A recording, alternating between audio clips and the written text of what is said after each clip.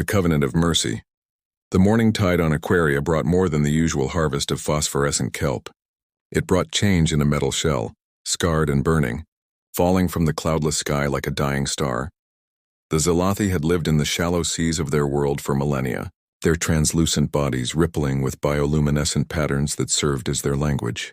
They were builders of coral cities and cultivators of the vast underwater gardens that fed half the sector. They had no weapons. They had never needed them. The galaxy barely knew they existed, and that was how they preferred it. Elder Kin felt the impact through the water before she saw the smoke rising from the coastal shallows. Her tendrils, sensitive to the slightest vibration, told her this was no meteor. Metal sang a different song when it hit water. This was a ship, and it was small. She surfaced, her four eyes adjusting to the harsh daylight. The escape pod bobbed in the waves, half submerged, its emergency beacon flashing red against the white foam. Kin had seen enough alien technology in her 3 centuries of life to recognize human engineering. The blocky utilitarian design, the redundant safety systems, the stubborn refusal to sink even when broken. The pod's hatch was already compromised, water seeping through the seals. Inside, she found the child. Maya Chen was 15, though Kin wouldn't learn her name for days. She was unconscious, her dark hair floating in the rising water, her breathing shallow. Blood seeped from a gash on her forehead, turning the water pink. Her flight suit bore the insignia of a civilian transport. Whatever had happened to her ship, she was no soldier. Kin faced a choice that would define the fate of 2 species. Galactic law was clear. Humans were classified as a restricted species after their recent emergence onto the galactic stage. They were too violent, too unpredictable, too dangerous to interact with freely. Any unauthorized contact was punishable by sanctions that could cripple a world's economy. Harboring a human could mean the end of Aquaria's peaceful existence. But Kin looked at the child's face, saw the pain written in the tension of her jaw even in unconsciousness, and made her decision. The Zalathi had a saying that predated their knowledge of other worlds. The tide that brings suffering demands we become the shore. She called for the others. They came swiftly, their bodies pulsing with worried colors. When they saw what she had found, the water itself seemed to grow still. "We cannot," said Telm, the youngest of the council. "The Corvin Empire has claimed jurisdiction over all human refugees. They will come for her." "Then they will come," Kin replied, her bioluminescence shifting to patterns of resolve. "But not before we have done what is right." They brought Maya to the deep pools where the healing waters were warmest and the biocoral could help mend her wounds. The Zalathi sang to her in frequencies that promoted cellular regeneration, though they had no idea if it would work on human physiology.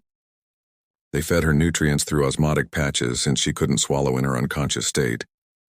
For 3 days, Maya remained still. The Zalathi took turns watching her, marveling at her alien features. Her skin didn't luminesce. She had only 2 eyes. Her body maintained a constant temperature that seemed wasteful to creatures who drew their heat from their environment. Yet there was something familiar in the way her fingers would sometimes move in her sleep, reaching for something or someone who wasn't there. On the 4th day, she woke screaming. The sound echoed through the water, a primal terror that needed no translation. Kin rushed to her, wrapping her tendrils gently around the girl's shoulders, projecting calm, bioluminescent patterns even though she knew the human couldn't read them. Maya's eyes, brown and wide with fear, darted around the chamber. She was underwater but breathing through the osmotic membrane the Zalathi had carefully placed over her nose and mouth. She should have panicked more, but something in Kin's gentle touch seemed to reach her. "Where?" Maya's voice was hoarse. "Where am I?" The Zalathi had translation devices, old technology traded from passing merchants. Kin activated hers, her melodic tones converting to broken but understandable English. "Safe. You are safe, young one. I am Kin. You fell from the sky." "The transport," Maya gasped. "Pirates. They hit the transport. My parents, they put me in the pod, but the others..." Her voice broke. Kin understood loss. She had lived long enough to see many tides carry loved ones away. She hummed a mourning song, and though Maya couldn't understand the words, she seemed to grasp the meaning. The girl cried then, silent tears mixing with the healing waters. Days passed. Maya grew stronger. She learned to swim properly in the dense, mineral-rich water. She tried the Zalathi's fermented kelp dishes and made faces that caused the younglings to flash with amused colors. She couldn't speak their light language, but she learned to recognize basic patterns. Danger, food, friend. The Zalathi taught her their ways. How to harvest without depleting, how to build without destroying, how to exist in harmony with the world around them. Maya, in turn, told them stories of Earth, of cities that touch the clouds and forests that stretch beyond the horizon, of music and art and the dream of reaching the stars. Your people, Telm asked one day. They will search for you. Maya's face fell. I don't know. The transport was a refugee ship. We were fleeing the Mars colonies after the economic collapse. Nobody important, nobody worth searching for. How wrong she was. 2 weeks after Maya's arrival, the Corvan Empire ships appeared in orbit. 3 cruisers, black as the void between stars, bristling with weapons the peaceful Aquaria had no defense against. The message was broadcast planet-wide. You harbor a human fugitive. Surrender the specimen immediately or face the consequences. Specimen, not child, not survivor. Specimen. The Zalathi Council convened in the deep chambers where the pressure was so intense that even thoughts seemed to carry weight. Some argued for compliance. The Corvans were known for their biological experiments, their obsession with understanding and weaponizing the unique traits of other species. But they were also a legitimate government under galactic law. Defying them would bring suffering to all of Aquaria. Others, led by kin, refused to yield. They had seen Maya laugh with their younglings. They had watched her carefully tend to the coral gardens, learning the delicate balance required to help them grow. She was not a specimen. She was a child who had lost everything, and they would not be the ones to take away the little she had left. Then we fight, said Telm, though his colors pulsed with fear. We cannot fight, Kin replied, but we can refuse. Sometimes that is its own form of battle. The Corvans gave them 1 rotation of Aquaria's sun, 20 hours to decide. Maya found Kin in the shallow pools where the elder often came to think. The girl had learned to read the subtle changes in Zalathi bioluminescence, and she could see the weight Kin carried. It's me they want, Maya said quietly. I should go. I won't let them hurt you because of me. Kin's tendrils reached out, touching Maya's shoulder with infinite gentleness. Young one, we knew the cost when we pulled you from the water. The tide brought you to us. We do not abandon what the tide brings, but why? You don't even know me. I'm not your species. I'm nothing to you. Kin's lights pulsed, and what Maya had learned was the pattern for deep affection. You were hurt. You were alone. That made you everything. The next morning, the Corvans came. Their dropships descended like metallic rain, landing on the coastal platforms the Zalathi used for trade. Commander Vrex emerged first, his species' characteristic bone ridges gleaming in Aquaria's twin suns. He was accompanied by a full combat squad, their weapons charged and ready. Kin met them at the water's edge, her aged body moving with surprising grace. Behind her, the entire Zalathi population had gathered, thousands of bioluminescent beings creating a living aurora in the shallow waters. Where is the human? Vrex demanded. She is under our protection, Kin replied through the translator. Vrex laughed, a harsh sound like grinding metal. You have no protection to give. You are farmers, gardeners, you have no weapons, no fleet, no power. You exist because the galaxy allows it. Do not test that allowance. We have something you do not, Kin said, her lights pulsing with conviction. We have the knowledge that some things are worth more than existence. Vrex raised his weapon. Then you have chosen extinction. The blast took Kin in the center of her body. She fell backward into the water, her bioluminescence flickering, fading.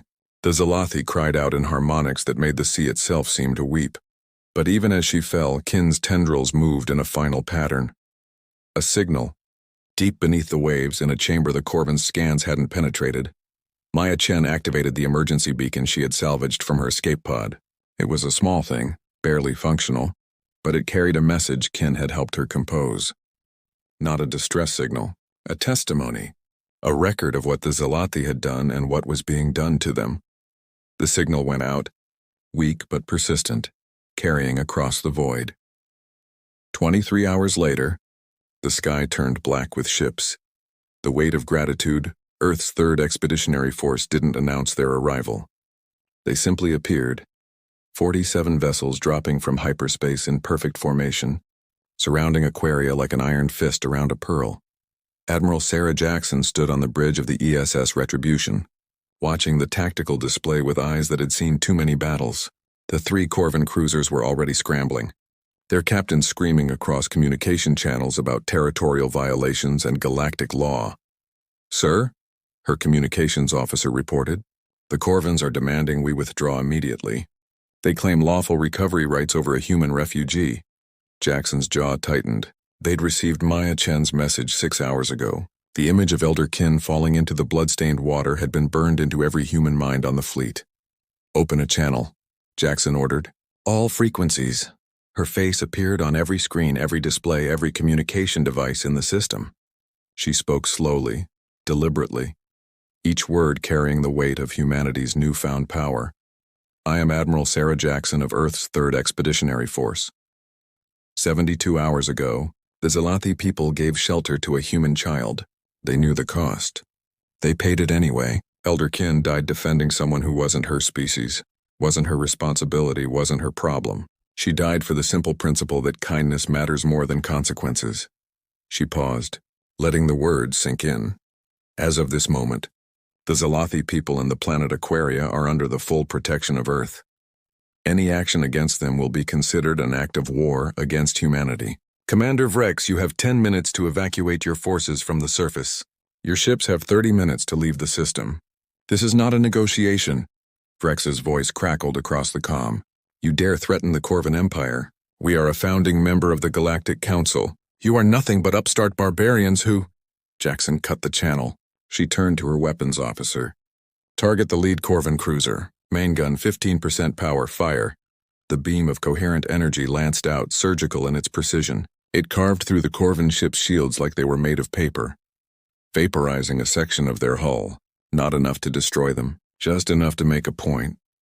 "Sir?" The communications officer's voice was carefully neutral. "The Corvins are evacuating." On the surface, Maya Chen watched the sky above the shallows where she had hidden during the confrontation. The Corvin dropships were leaving, their soldiers running for the transports like their lives depended on it, which she realized they did. She swam back to where the Zalathi had gathered. They were still mourning Kin, their bioluminescent patterns creating a symphony of grief in the water. Maya approached slowly, unsure of her welcome. She had brought this doom upon them. But Telm, young Telm who had argued against sheltering her, reached out with his tendrils and pulled her into their circle. "You are Pod," he said through the translator, using the Zalathi word that meant family beyond blood. "We mourn together." The human ship sent down shuttles, but not soldiers. They brought medical supplies, engineers, and diplomats. Admiral Jackson herself came to the surface, standing knee-deep in the warm waters to meet with the Zalathi Council. "We owe you a debt," she said simply. "One we can never fully repay, but we will try." The Zalathi had no new elder yet. Telm spoke for them, his youth balanced by the wisdom thrust upon him by circumstance. "We asked for no debt. We did what was right." "And that," Jackson replied, "is exactly why the debt exists." Over the following days, Earth's engineers worked alongside Zalathi builders. They didn't impose their technology but instead learned the Zalathi way of construction, enhancing it without destroying it. Orbital defense platforms were grown from modified coral, beautiful and deadly in equal measure. Shield generators were hidden within artificial reefs that actually improved the local ecosystem. Maya recovered slowly, not just from her physical injuries but from the trauma of loss. She spent her days with the Zalathi younglings, teaching them human games and learning their phosphorescent art. At night, she would float in the healing pools and talk to the stars, telling her parents about the people who had saved her. The Galactic Council convened an emergency session. The Corvin Empire demanded sanctions against Earth for their aggressive intervention. Other species watched nervously. If Earth would go to war over one child, what would they do if truly provoked? The human ambassador, an elderly woman named Chen who happened to share Maya's surname though they weren't related, stood before the assembly with a calm that belied the warship still holding position around Aquaria. "You want to talk about law?" she asked. "Let's talk about law." A child, not a soldier, not a spy, a child, crash-landed on a peaceful world. Instead of showing mercy, the Corvin Empire labeled her a specimen. Instead of showing compassion, they brought warships. The Zalathi, a species with no military, No weapons, no power as you measure it, stood against them. They paid in blood for the simple act of kindness. She paused, looking around the chamber at the 100 different species represented there. Earth proposes a new protocol. We call it the Sanctuary Protocol. Any species that offers aid to refugees, regardless of their origin, will receive the full protection of the offering species-allied worlds. You want to experiment on children? You want to enslave the helpless? You'll have to go through those who choose to stand with them. The council erupted in debate. Some species saw it as human imperialism by another name. Others, particularly the smaller, peaceful civilizations, saw it as a lifeline. The vote was close, but it passed. On Aquaria, Maya stood in the shallows where she had first been found. The escape pod had long since been salvaged, but she remembered the fear, the pain, the certainty that she would die alone. Telm surfaced beside her, his patterns indicating curiosity. You think of the beginning? And the ending, Maya replied. Kin died for me. I don't know how to carry that. Telm's lights shifted to something Maya had never seen before, a complex pattern that seemed to contain entire galaxies of meaning. She didn't die for you. She died for the right to choose kindness. You carry it by choosing the same. Years passed. Maya grew up among the Zalathi, but maintained her connection to humanity.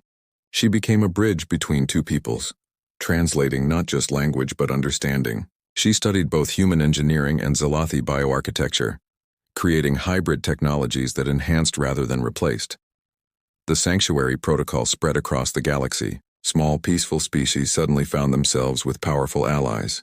The economics of exploitation shifted when taking advantage of the weak meant facing the strong. It wasn't perfect. Politics and reality meant compromises were made, but it was better.